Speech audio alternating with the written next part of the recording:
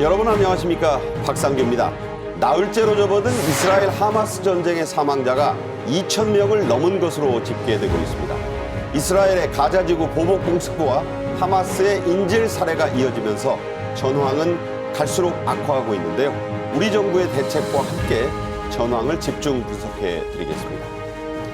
이스라엘을 기습 침공한 하마스가 북한제 무기를 쓰고 북한으로부터 땅굴 기술까지 전수받아 이용한 것으로 드러나고 있습니다. 수만 발의 북한 장사정포와 로켓포에 노출되어 있는 우리의 대북안보는 괜찮은 건지 짚어드리겠습니다.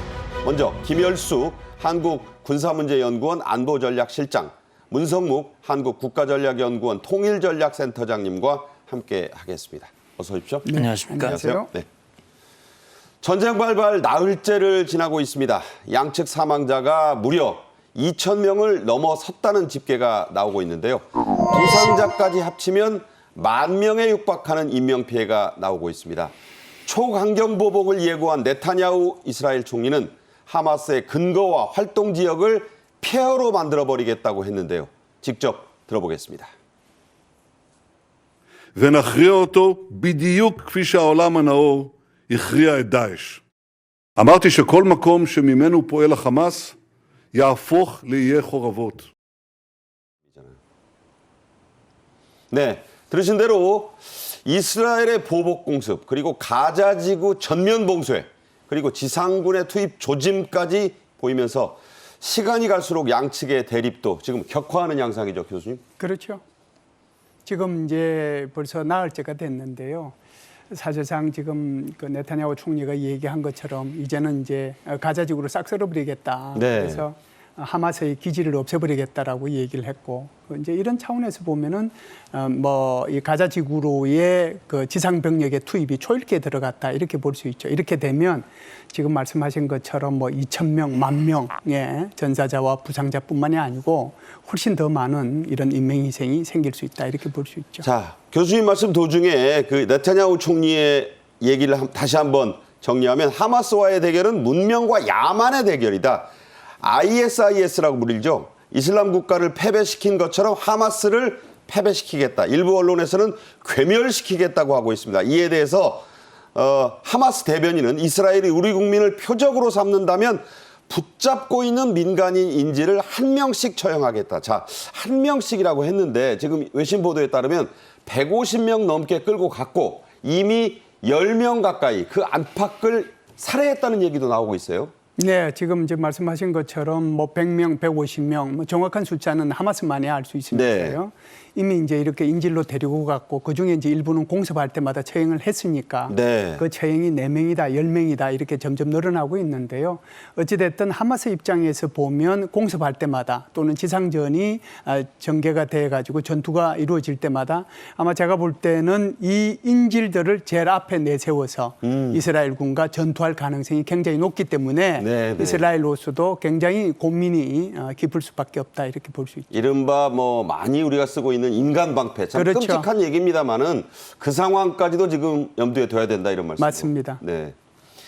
자, 현재 양측의 사망자 앞서 말씀드린 대로 2,000명을 이미 넘겼다는 외신 보도가 속속 나오고 있습니다. 다친 사람들까지 합치면 군과 민간인 피해 사상자가 10,000명에 육박하는 것으로 보이는데요.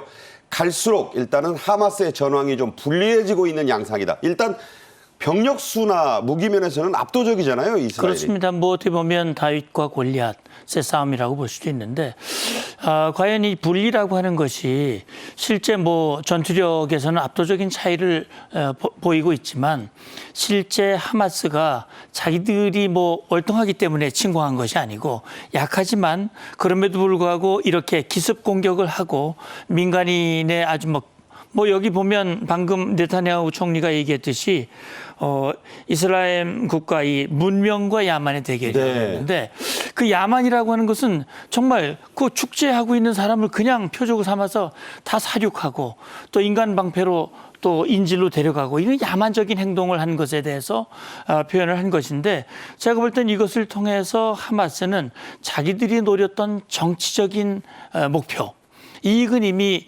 확보하고 있다. 더군다나 지상군이 들어오면 그만큼 전쟁은 길어질 것이고 그것은 하마스가 원하는 결과일 수도 있다. 그런 차원에서 분명히 군사력 측면에서는 압도적인 우위를 보이기는 이스라엘 입장에서도 방금 우리 김 실장님 말씀하신 대로 인질이 좀 잡혀 있고 네네. 또 이것이 길어지면 국제사회에서 여론이 갈리고 있거든요. 과연 어떤 것이 이스라엘에게 유리한 것인지 이 부분에 대한 고민이 깊을 것으로 생각합니다. 앞서 뭐 여담입니다만은 다윗과 골리앗 말씀하셨는데 이스라엘 측에서 들으면 화를 좀 낼 거예요. 그럴 수도 있겠죠. 왜냐하면 병력은 골리앗이 이스라엘이고 그렇죠. 다윗이 뭐 하마스지만 정의란 측면에서 보면 다윗이 더 우위니까 그럼요. 그 부분은 이스라엘 대사관 측에서 오해가 없도록 기분 나빠할 수도 있겠습니다만 네. 병력만 기준만 가지고 봤다 이렇게 네. 이해해 주면 좋겠습니다. 그 점을 좀 말씀을 드릴 필요도 있겠습니다.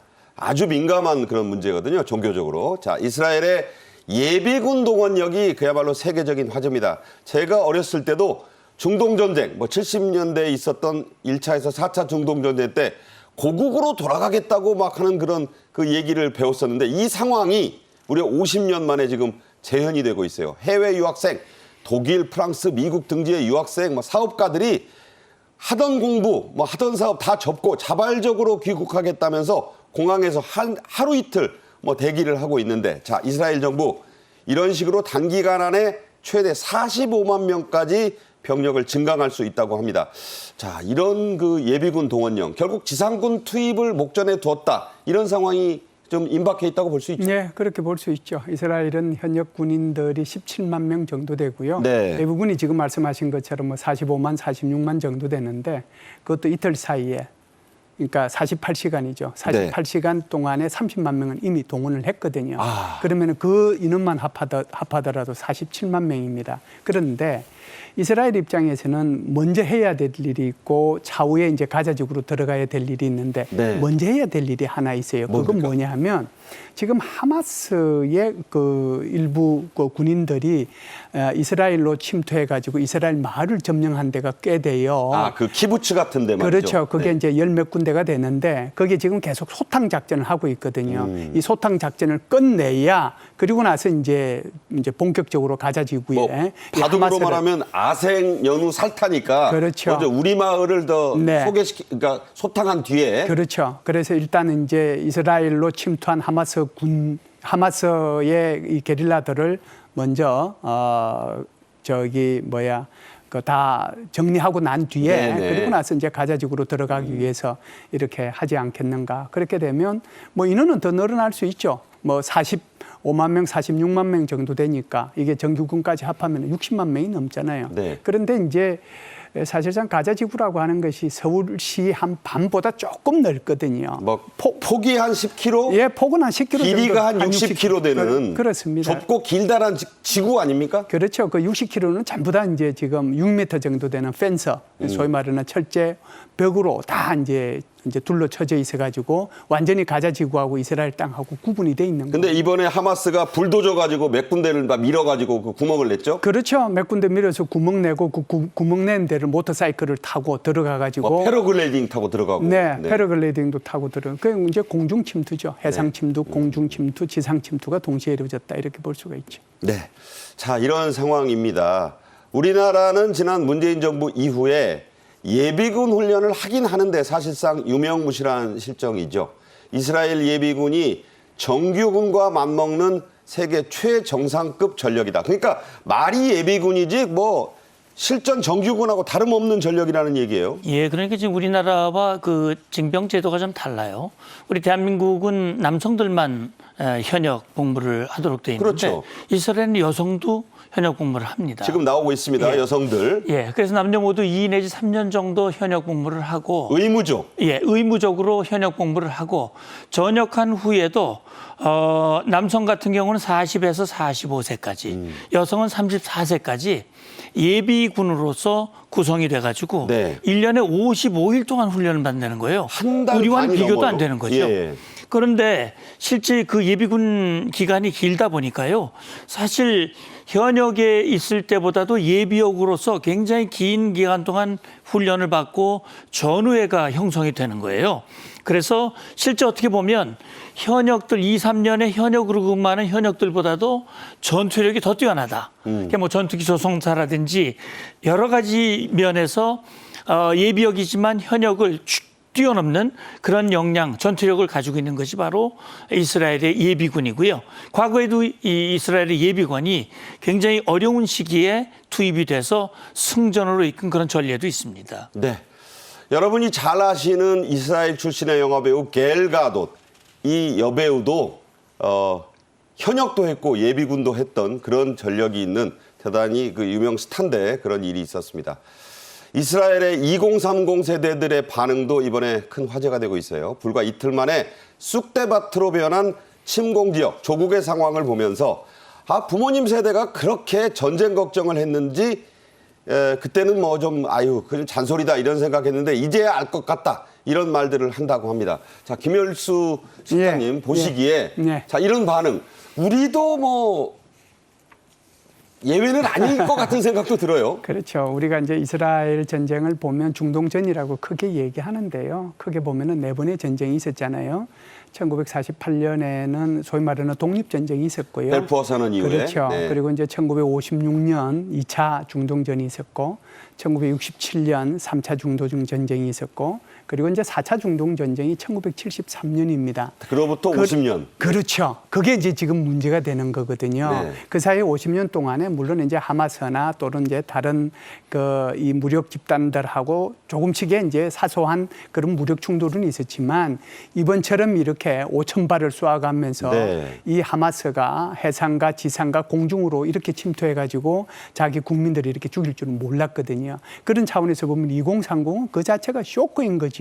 네. 그래서 우리의 안보 이제 우리도 책임져야 되겠다. 말로만 들은 것이 아니라 이제는 실천을 해야 되겠다라고 생각을 하는 거고 그 실천이 아까 말씀하신 것처럼 공항에서 이스라엘로 돌아가는 사람들의 모습에서 나타나고 있다. 저는 그렇게 봅니다. 네, 말씀하신 대로 4차 중동전을 끝으로 일단 중동, 이스라엘에서의 전화는 그쳤는데 그때 현역으로 참전했던 분들이 살아있으면 지금 70대를 넘었었는데 70, 80대 할아버지들이죠. 이분들에게도 이번 사태는 그때의 악몽을 다시 떠올리게 한다면서요? 예, 그러니까요.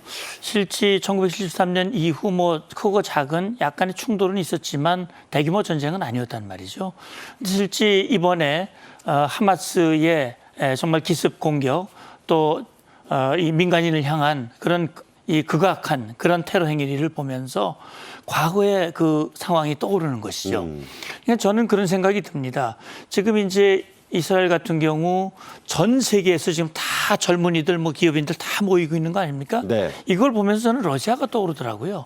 푸틴이 30만 명 동원령을 내렸는데 해외로 도피한 인원이 30만 명이에요. 뭐 도망가고 난리 났었죠. 예. 네. 그런데 실제 이스라엘은 오히려 많은 인원이 단기간에 집결을 해서 사실 그러니까 2000년 동안 나라를 잃고 디아스포라로 전 세계를 떠돌다가 1948년에 나라를 세우고 지금 70여 년이 흘렀지 않습니까? 그렇죠. 지금 이스라엘이라는 견고한 나라를 세울 수 있었던 것도 바로 이런 단결에서 나오는 것인데 어쨌든 지금 70대 중동전에 참여했던 이 분들은 과거의 그 생각을 떠오르게 될 겁니다. 네. 그래서 이 위기 상황을 어떻게 극복할 것인가 이런 것에 지금 모두 하나가 됐는데 지금 말씀하신 대로 사실 최근에 이스라엘이 내부적으로 정치적인 분열이 있었고 뭐 대법원 그 무력화 때문에 무력화 때문에 분열이 있었고 심지어는 예비군들 사이에서도 굉장히 거기에 대해서 반대를 하고 예비군 훈련에 대해서 거부를 하고 굉장히 분열된 그런 양상이었는데 이번에 다시 하나가 되는 계기가 된 것 같습니다. 네. 자, 이번 전쟁 초반의 최대 화제 말 그대로 철의 지붕이라고 불리는 아이언돔을 뚫은 하마스의 단거리 로켓 이름이 까삼입니다.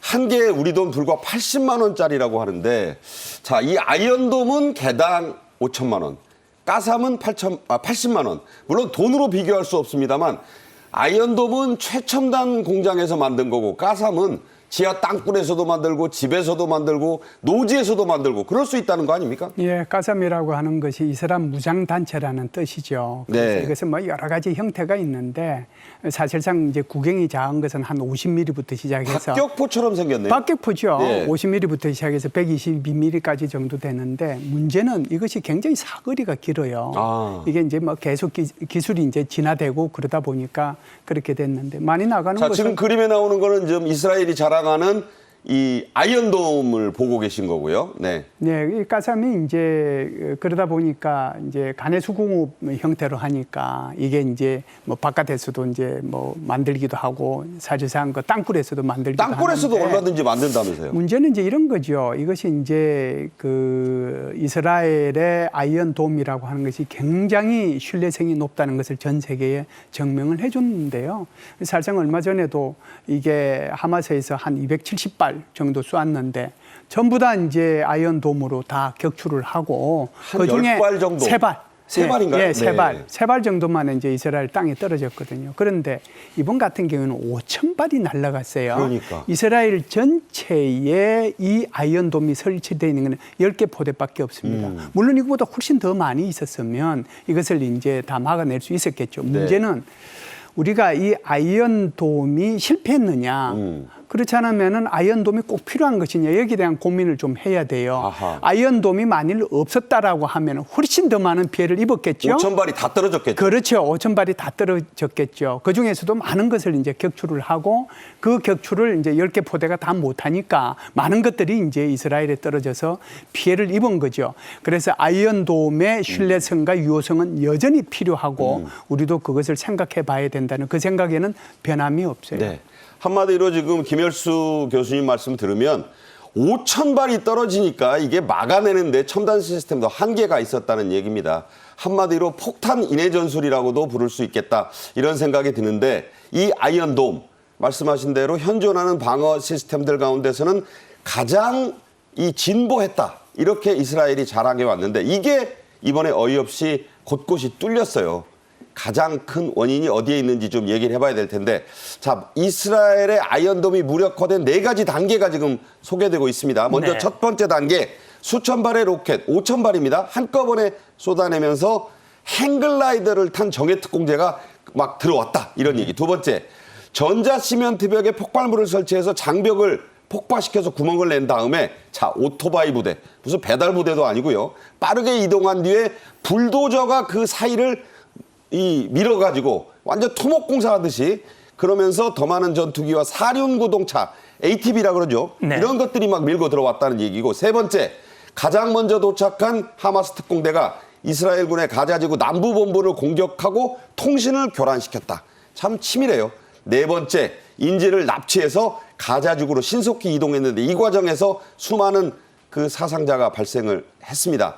자, 아이언돔이 이걸 요격하는 그 개요를 보면 팔레스타인에서 저 6, 8m짜리 장벽을 넘어서 지금 막 쏘는 장면을 저희가 그래픽화했어요. 네. 그러면 먼저 이게 레이더로 로켓포를 탐지하고 궤도를 추적한 다음에 정보를 통제센터로 보내면 그 정보를 분석한 뒤에 요격 명령을 내려서 미사일 발사대에서 쏴서 떨어뜨리는 그런 그렇습니다. 건데 이게 그렇습니다. 이제 곳곳에서 좀 이번에 험한게 뚫렸다 이런 얘기. 예, 방금 제 앵커님께서 쭉 설명을 해주셨는데 아이언돔 무력화의 단계라기보다는 이번에 이스라엘이 기습 공격 하마스에 의해서 기습 공격을 당한 다시 말하면 지혜공에서 결국은 뚫린 거거든요. 네. 물론 아이언돔은 결국 이 하마스의 가삼 미사일을 모두 요격하지 못하고 상당한 피해를 입을 수밖에 없었던 이제 이 부분인데 지금 아까 우리 김 실장님도 말씀하셨습니다만 이 아이언돔은 전 세계가 정말 신뢰하고 자랑하는 그러니까요. 그런 최첨단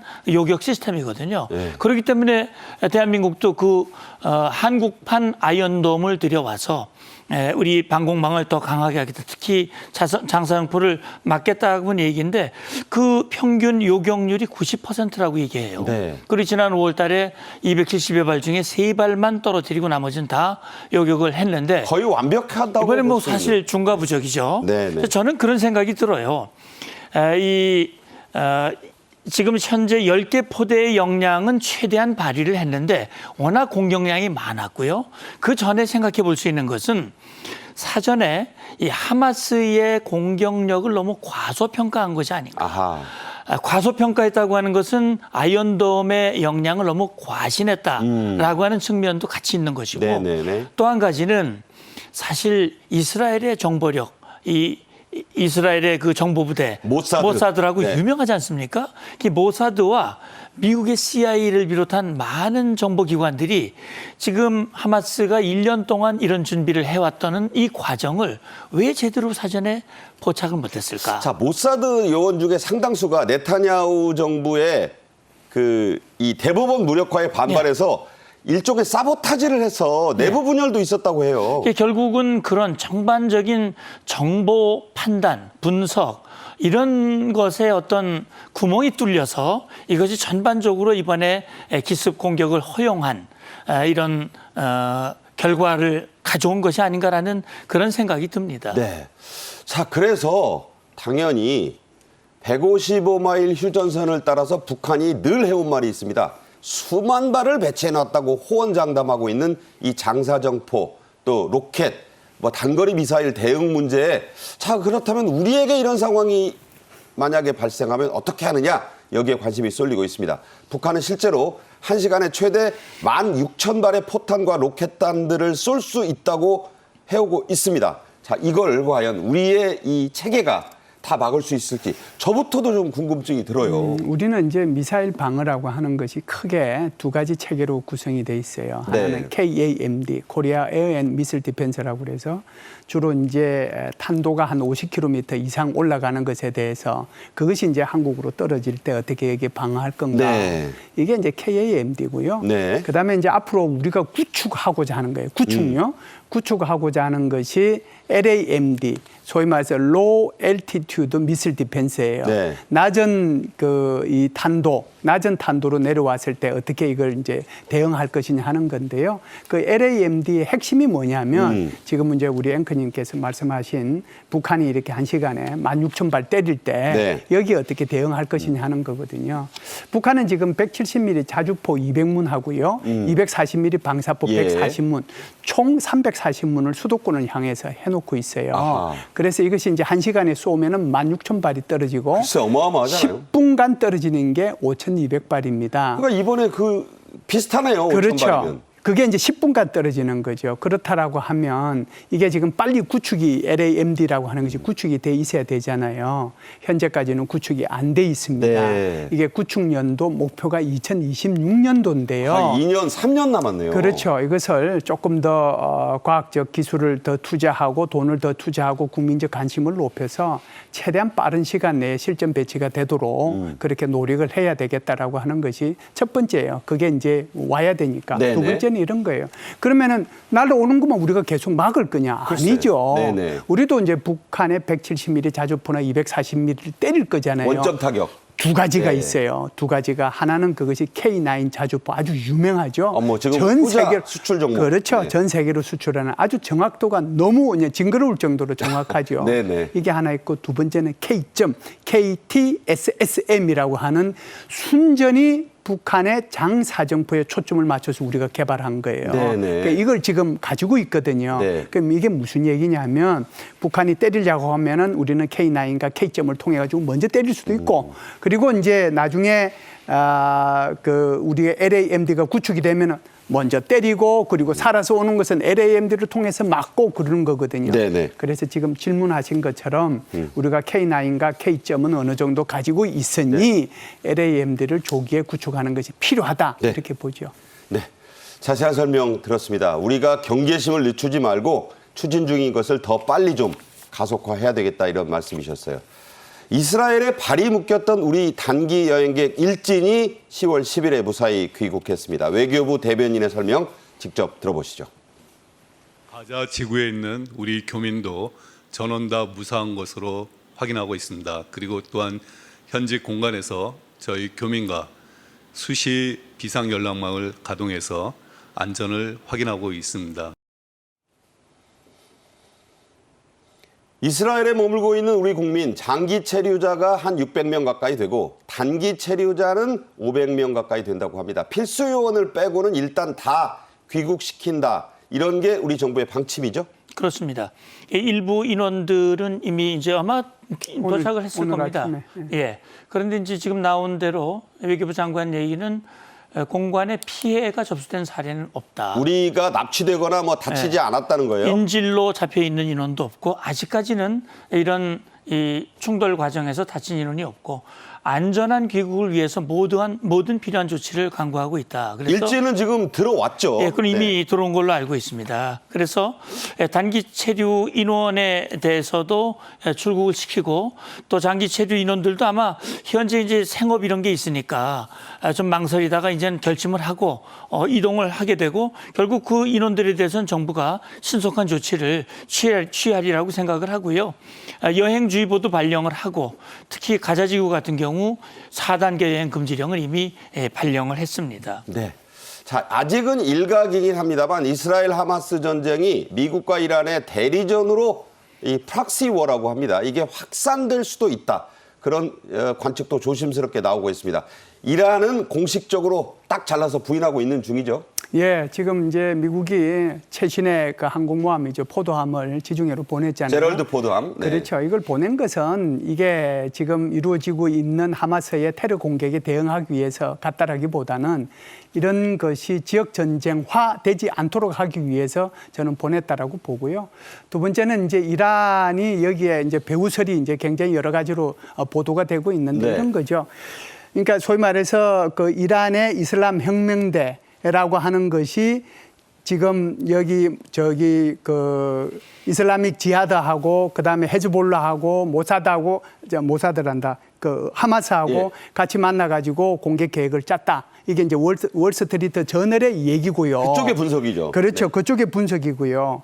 또 이란 대통령이 직접 이슬라믹 지하드의 지도자하고 그다음에 하마스 지도자한테 전화를 해서 너희들이 하고 있는 것에 대해서 지지를 보낸다라고 한 것도 사실입니다. 네네. 그럼에도 불구하고 저는 이란 정부가 이 계획에 관여하지 않았다라고 주장하는 것에 대해서 저는 힘을 싣고 있어요. 예. 그래서 이것이 프락시 전쟁으로 이렇게 가는 그래서 미국과 이란의 이런 어떤 그 뭐라고 할까요? 전쟁으로 비화되는 그런 일은 저는 없을 거라고 생각을 합니다. 내년 미국 대선도 있고 네. 바이든 행정부로서도 그런 선택을 하기에는 지상군 투입 가능성에는 딱 잘라서 지금 그 못을 박았기 때문에 그런 점에서는 좀 아직은 좀 성급한 분석이 되겠다 이런 그렇죠. 말씀이 되는 네. 거군요. 네. 자, 하지만 미국 정부는 변함없는 이스라엘 지원을 거듭 약속하고 있습니다. 말씀하신 대로 현존 최강의 항모전단인 제럴드 포드 전단이 배치됐고 일단 미 지상군 파병 가능성에는 선을 긋고 있습니다. 자, 슈퍼 해강모라 불리는 제럴드 포드함의 재원이 지금 나오고 있는데 배수량 저렇고요. 길이, 높이, 너비 탑재 항공기가 어마어마합니다. F-35 스텔스, 슈퍼 호닛, 조기 경보기 EED, 해상 작전 헬기 등 무려 75대를 싣고 있고 하루 최대 270회의 비행기가 떴다 내렸다 할 수 있어요. 실전 배치된 것이 2017년, 2023년인데 이게 인근 해역에 있다는 것만으로도 전쟁 억지 효과가 있다는 거잖아요. 그렇습니다. 우리 김 실장님 말씀하셨습니다만 미국은 뭐 명확하게 이스라엘의 변함없는 지지를 표명을 하고 있고요. 유럽의 주요 국가들도 역시 이스라엘에 대한 지지를 보내고 있습니다. 이번에 그 팔레스타인에 대해서는 지원을 끊는 조치를 취하고 있고요. 제가 볼 때는 아마 미국의 입장은 이것이 확전되지 않는 것이 일단 목표라고 봅니다. 네. 그런 차원에서 주변 국가들이 감히 여기에 지원하거나 뛰어들지 못하도록 강력한 군사력을 보여주는 그런 차원에서 지금 최강의 항모전단을 인근 해역으로 급파했다고 생각이 되고요. 미국에서도 그 입장을 분명히 밝혔습니다. 이것이 확전되지 않도록 하는 것이 미국의 입장이다. 그러나 이스라엘이 필요로 하는 것은 언제든지 지원할 준비가 다 돼 있다라고 하는 확고한 입장을 보여줬습니다. 네, 세계 경제를 위해서라도 또 여러 가지 분쟁의 가능성 그리고 인질들의 생사를 위해서도 이 전쟁이 평화적인 수단을 통해서 해결되는 게 최선이다. 하지만 저희는 앞으로도 이 전황을 계속 시시각각 보도해드리면서 분석해드리도록 하겠습니다. 문성묵 한국전략연구원 통일전략센터장, 김열수 한국군사문제연구원 안보전략실장 모셔서 말씀 들었습니다. 잘 들었습니다. 감사합니다. 감사합니다. 네. 자. 자, 이어서 북한은 지금입니다. 역시 이 얘기를 북한의 관점에서 좀 해볼 텐데요. 하마스가 이번 이스라엘 침공에 북한제 무기 땅굴을 사용한 정황이 확인이 됐습니다. 이번 전쟁이 결코 강 건너 불구경만은 될 수 없다는 지적과 함께 문재인 정부 때 체결된 9.19 군사합의의 파기 또는 정지 문제가 쟁점으로 부상하고 있습니다. 먼저 주제 영상 보시겠습니다.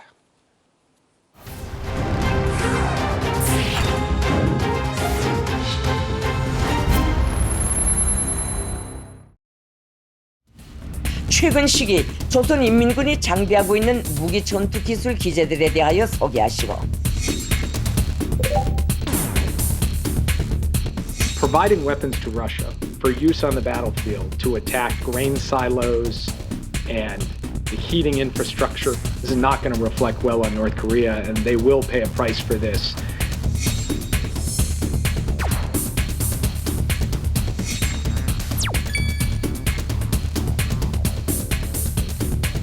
전쟁 준비의 질적 수준은 군수 산업 발전에 달려 있다고 하시면서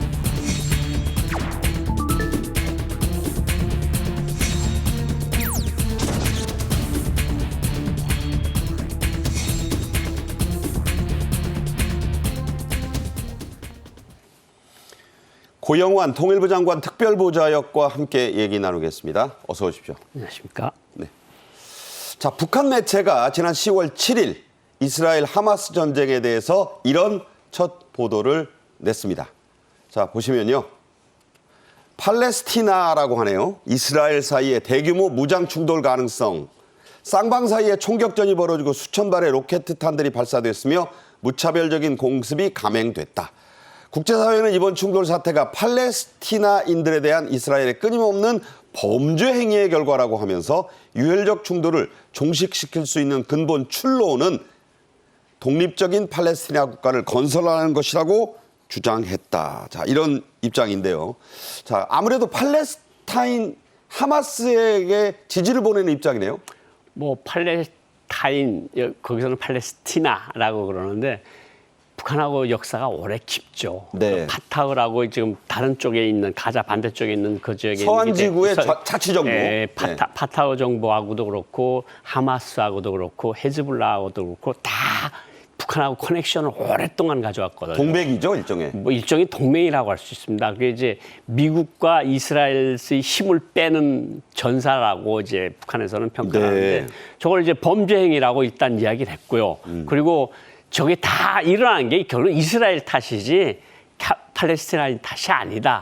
이런 거로 이제 정리를 하면서 이스라엘을 지금 맹비난하고 있는 그런 상황입니다. 네, 말씀하신 대로 이전에도 북한은 이스라엘을 여러 번 규탄했습니다. 북한은 팔레스타인과 오랜 친교를 맺어왔는데요.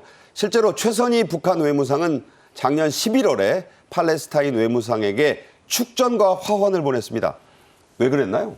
뭐 사실은 팔레스타인하고는 거의 국가로서 인정을 하고 국가 대 국가로서 하는 거고 이제 이전에 야세르 아라파트라고 팔레스티나 초대 국가 수반 피에로 의장. 예, 네. 그 사람하고부터 시작해서 지금 아바스 의장에 이르기까지 정말 끈끈한 관계를 유지해 오는 게 평양 초청도 여러 번 했죠. 평양 초청도 하고 온갖 명절 때마다 축하 꽃바구니 보내고 축전 보내고 김정을 또 답전 보내고 뭐 그 야세르 아라파트나 아바스 생일 때도 축전 보내고 두 나라 사이는 거의 뭐 그냥 군사 동맹 수준이거든요. 아, 북한 노동당 창건 78주년 기념에 그 축전과 꽃바구니를 보낸 거군요. 축전과 꽃바구니. 저 사실 꽃바구니 보낸 나라가 많지는 않습니다. 근데 네. 저 팔레스타인은 꼭 꽃바구니까지 같이 보냅니다. 그러니까 거기까지 꽃바구니를 보내면 뭐 김정일화, 김정은화 이런 거 보낼 거 아니에요. 그렇죠. 근데 대체로 중국에서 사가지고 들어와서 네네. 예, 그렇게 하는 건 맞습니다. 네. 자, 그래서일까요? 이번에 하마스 대원이 북한제 무기로 추정되는 로켓포를 갖고 있는 모습이 해외 언론의 카메라에 포착이 됐습니다. F7으로 보이는 이 무기 북한제가 맞느냐 지금 논란이 있는데 자, 고영환 원장께서 보시기에 이게 이제 RPG라 그래가지고 예. 로켓 프로펠드 그리네이드 예. 수류탄 발사기죠. 예. 로켓으로 쏘아서 던지는 수류탄. 예. 저게 북한제 맞습니까? 저게 이제 F7이라고 이제 원래 러시아에서 만든 건데 러시아에서 만든 건 RPG-7이라고 그러고 아랍 나라에서는 자, 알라이 지금 저 점선 안에 있는 건데 네, 저 점선 빨간 그 테두리 둘러져 있는 거. 테두리에 두절러져 있는 게 저게 이제 북한군 열병식 때 들고 나간 북한 군인들이 들고 나간 것이라고 모습이 너무 흡사하다. 네. 그래서 저건 북한이 줬을 가능성은 저희 뭐 90% 이상이라고 생각하고 예. 저게 이제 그 팔레스타인 같은 그런 게릴라 조직에게는 알라이 요술봉이라고까지 아주 유명한 그런 그건데 알라신의 요술봉이다. 요술봉이다. 아 저걸 아무데서나 막 쏴가지고 뭐 헬기도 네, 떨구고 헬기도 탱크도 떨구고. 접고 사람도 뭐 진지도 부수니까 그런데 이제 저거를 사실은 두 가지 가능성이 다 있습니다. 네. 하마스에 직접 줬을 가능성도 있고 네네. 다른 나라를 통해서 줬을 수도 있는데 북한이 지금 뭐 대무역이 잘 안 되잖아요. 그리고 팔 게 사실 무기밖에 없거든요. 그러니까요. 그러니까 북한 뭐 최근에 무역하다 들어온 분들 이야기를 들어보면 돈 내는 거면 설사 북한을 이제까지 반대했던 조직에도 무기를 판다. 그러니까 하마스의 무기를 봤을 가능성은 저는 90% 이상이다 이렇게 생각을 합니다. 자 직접 팔았거나 우회로 팔았거나 이란을 통해 들어갔거나 어쨌든 북한제 무기는 맞는 것 같다. 네, 맞는 것 같습니다. 그렇군요. 네. 자 그런데 이런 북한제 무기들 북한이 지원을 했다기보다 말씀하신 대로 팔았을 가능성이 크다고 합니다. 북한은 중동 지역의 무장 정파에 과거부터 계속 무기를 미수출해온 게 사실 아닙니까? 사실 80년대 이란 이라크 전쟁 때부터 이라크에 엄청난 무기를 팔았고요. 네. 그 이후에 중동 심지어 두바이에도 스커드 미사일을 팔 정도니까 중동 지역은 북한에게 있어서 일종의 노타치 같은 그러니까 노다지. 노다지 같은 무기 지역이죠. 수출의 노다지예요. 그런데 이제 지금 유엔 제재가 걸리니까 미수출을 하는 거죠. 그래서 하마스 같은 데는 이제 1990년대부터 계속해서 지원을 해왔거든요. 그리고 하마스뿐만 아니라 다른 지하 조직에도 무기를 지원한 것으로 그렇게 나오고 있습니다. 네. 자, 존 커비 백악관 그 안보보좌관은 이란은 하마스를 수년간 지원해 왔다. 네. 그리고 이란이 북의 주요 밀수출 대상국이다라고까지 지금 얘기하고 있거든요. 네. 사실입니까? 지금도 이란 비행기들이 수송기들이 북한을 드나들고 있습니다. 그래서 무기를 가지고 들어오는데 사실 무기를 가지고 들어와서 그것을 하마스에도 주고 헤즈볼라에도 주고 지하드 조직에도 주는 거거든요. 다 이란의 영향권에 있는 나라이기 때문에 저것도 충분히 가능성이 높은 그런 얘기라고 할 수 있습니다. 네, 2009년에는 북한산 지대지 미사일 등 35톤의 무기를 태국에서 이게 포착을 했는데 네. 이게 이제 행선지는 이란이었고 예. 잡고 보니까 또 2017년에 이스라엘 군사 사이트에서는 북한이 불세2라고 하는 것을 1,500여 대를 중공에 밀수출했다. 정말 그쪽으로 많이 나가네요. 그러니까 불세투라는 게 반탱크 반장갑 로켓이거든요. 아. 휴대용. 그러니까 저거를 결국은 파는 나라는 분쟁 지역. 그러니까 북한은 분쟁이 일어나는 지역에는 꼭 개입을 합니다. 네. 어느 편에 서든 한쪽에 무기를 팔아서 외화를 충당해서 그걸로 또다시 다른 무기를 만들고 핵과 미사일을 만드는 데 쓰는 거죠. 그렇군요. 자, 김정은은 지난 8월 열병식을 했을 때 러시아의 세르게이 쇼이구 국방장관을 군복을 입은 채로 초청을 했었고요. 무기 자랑도 전시장까지 차려놓고 가이드하듯이 무기 자랑을 했었습니다. 그 모습 다시 한번 보시죠. 경애하는 김정은 동지께서 7월 26일 러시아 연방 국방상 세르게이 쇼이구 동지와 군사 대표단 성원들과 함께 무장장비 전시회장을 찾으셨습니다. 자, 중요한 얘기가 있죠. 이번에 가자 지구를 둘러싼 6에서 8m의 이스라엘 장벽을 뚫기 위해 판 것으로 파악된 하마스의 땅굴 기술이 북한제다. 북한에서 기술을 전수받았고 뭐 북한 기술자가 가서 알려줬다 이런 얘기도 있고요. 어떻습니까? 사실 땅굴 파는 건 세계 최고입니다. 네. 북한이 땅굴 파는 건 그래서 뭐 1호 땅굴, 2호 땅굴 우리 휴전선에도 많이 팠다가 지금 우리한테 발각이 됐는데 저게 이제 미얀마라는 나라에 이미 공식적으로 땅굴을 많이 파줬고요. 네. 그리고 팔레스타인 가자 지역에도 북한 기술자들이 직접 들어가서 땅굴을 파서 그 장벽을 우회해서 밑에서부터 나오는 거죠. 그러니까 이런 기술들은 북한 기술밖에 다른 나라가 도와줄 수 없는 기술이거든요. 네. 다른 나라는 다 장갑, 지상무기인데 북한은 이 땅굴 파는 거는 어쨌든 뭐 이런 말이 표현 맞을지 모르겠지만 귀신이다. 그러니까 저기도 이제 가자 지역에도 북한군이 탄 여러 미로 같은 땅굴들이 가자 지역에 지금 무수히 퍼져 있다. 이게 전문가들이 지적입니다. 네. 자, 전문가들은요, 하마스보다 훨씬 더 강력한 북한의 기습 침공 전력이 더 문제라고 하고 있습니다. 북한의 이 비정규 기습 전투력 어느 정도나 된다고 보십니까? 사실 하마스는 자기가 만든 까쌈이라고 하는 미사일이 저는 소형 미사일이거든요. 사제 뭐 폭탄이잖아요. 예, 뭐 북한 말로 하면 소형 방사포탄인데 북한은 뭐 600mm부터 300mm, 240mm 뭐 지금 저 CG에도 나오는 것처럼 170mm 자주포도 있고 저기 사거리가 54km니까 수도권 지나가는 거거든요. 가장 위협적인 240mm 방사포. 저것도 이제 방사포도 200mm, 이게 다 수도권을 겨냥하고 있는 거거든요. 그리고 단거리 미사일, 이스칸데르 미사일, 중거리 미사일 이거를 한꺼번에 쏘면 수도권에 1시간에 16,000발 정도가 넘어온다는 거 아닙니까? 네. 그거를 막는 것이 정말 우리한테는 큰 숙제로 남아 있습니다. 네. 그래서 우리의 합참은 북한의 특히 이 장사정포들을 가장 경계하고 있습니다. 하마스식의 기습 침투 전술을 북한이 그대로 활용할 가능성이 충분하다. 이렇게 보고 있는 거죠, 지금. 그러니까 북한이 이제 일종의 섞어쏘기. 그러니까 170mm 자주포, 122mm, 240mm, 300mm, 600mm 방사포에다 단거리 미사일까지 한꺼번에 몇천 발을 쏘면 우리가 그 어떤 공고한 것을 만들어놔도 그것을 다 막기는 물리적으로 힘들거든요. 네네. 그러니까 우리로서는 저걸 보면서 이런 사태들에 대해서 우리가 철저한 준비를 해야 되겠다. 그래서 합참도 계속해서 강조해서 지금 이야기를 하고 있습니다. 네. 자, 실제로 여러분 기억하시겠지만 지난 8월이었죠. 김정은이 군지휘관들을 쫙 모아놓고 지도의 한 곳을 가리켰습니다. 이곳이 바로 우리 계룡대 부근이었죠. 이 침공을 마치 지시하거나 시사하는 듯한 그런 연출 장면을 내보냈는데요. 그 모습 다시 한번 보겠습니다. 경의하는 김정은 동지께서는 회의에서 현 조선반도 지역 정세를 심도 있게 개괄 분석하시고 군대 전쟁 준비를 공세적으로 더욱 다그칠 때 대한 강령적 교훈을 하셨습니다.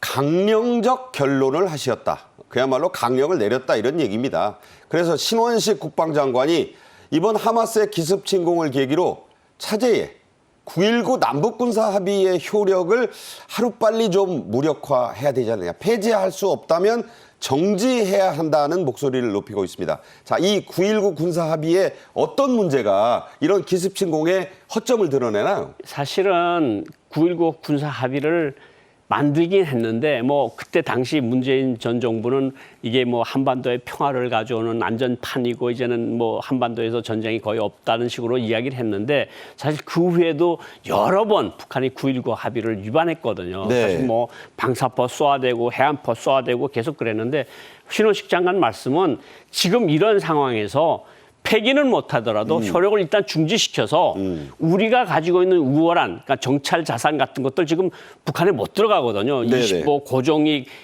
회전이 계속 40km, 20km, 10km까지 우리 정찰 자산들이 못 들어가게끔 돼 있고 지금 우리는 지금 뭐 일정히 선을 그어놓은 그 안에서는 포사격 훈련도 못하게 돼 있어요. 지금 근데 북한은 계속 자기는 하거든요. 그러니까 이런 것들을 지금 신원식 장관께서 지적하신 거라고 봅니다. 네. 자, 그래서 이 프로그램 보시는 시청자 여러분들도 만약 우리나라에서 북한이 하마스식 기습 침공을 자행한다면 그 가능성은 충분하다고 지금 전문가들 얘기하고 있거든요.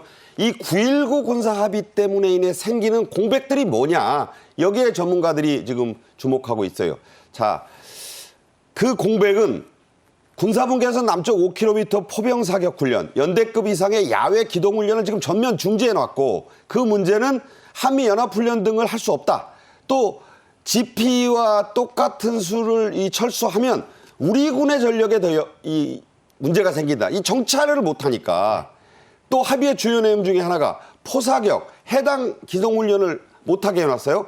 해안포 포신에 덮개를 설치했고 포문을 폐쇄하는 완충구역을 지금 설정해 놨기 때문에 이게 서해 5도의 구멍을 뚫게 만들었고 수도권 왼쪽 측면의 해역에 안보 공백이 지금 발생해 있지 않느냐. 그쪽으로 지금 무인기도 들어오고 있지 않습니까? 또 하나의 문제, 공중으로 자, 합의에서는 정찰 전투기의 훈련 등 비행금지 구역을 설정해 놔서 고정익 항공기 또 무인기 이런 것들이 지금 뜰 수가 없으니까 세계 최강으로 평가받는 한미연합의 정찰 능력이 지금 무력화돼 있다. 자, 정찰을 못하면 북한이 장사정포니 뭐 로켓포니 이번에 하마스처럼 쏘면 속수무책 아니냐 이런 얘기예요. 그러니까 우리가 가장 우월한 점들은 몽땅 손발이 묶여 있고 그런 상황이니까 이것을 지금 현재 국제 정세가 이렇게 빨리 변하고 있으니까 우리가 해당한 대책을 빨리 취해야 되는 것이 아니냐. 이것이 이제 국방부의 입장인 것 같은데 네네. 뭐 어쨌든 그것은 일단 초력은 정지시켜야 된다는데 저도 동감을 합니다. 네. 자, 이 문제가 하마스의 침공에 고무된 김정은이 네. 아유, 우리도 하면 되겠네. 라고 오판할 가능성에 대해서 미국의 주요 언론, 안보 전문가들이 그럴 수도 있지 않겠나라는 생각을 조심스럽게 하고 있어요. 고 원장님이 고 특보께서 보시기에 김정은의 오판 가능성은 얼마나 된다고 보십니까? 충분히 있습니다. 충분히 있고 이번 기회를 통해서 자기네가 중요한 무기 생산거라는 걸 알려주고 무기를 팔아먹는 데 활용을 할 거고 두 번째는 북한이 항상 생각하는 게 미국이 두 개의 전선에서 한꺼번에 싸울 수 없다. 네. 근데 지금 우크라이나에서 싸우고 있고 중동에서 싸우면 이거 미군 전력이 그쪽으로 다 가면 우리가 기회가 생기는 게 아닐까? 이런 오판할 가능성이 충분히 높으니까 네. 저게 더 확전이 되면 우리는 더 경각성을 높여야 된다. 이런 말씀을 드리고 싶습니다. 네. 자, 결코 28 전쟁이 국제 뉴스가 아닌 이유가 거기에 있는 거군요. 네, 그렇습니다. 네. 고영환 특보와 말씀 나눴습니다. 잘 들었습니다. 감사합니다. 저희 정책엔 이슈가 준비한 오늘의 소식은 여기까지입니다. 시청해 주신 여러분 감사합니다.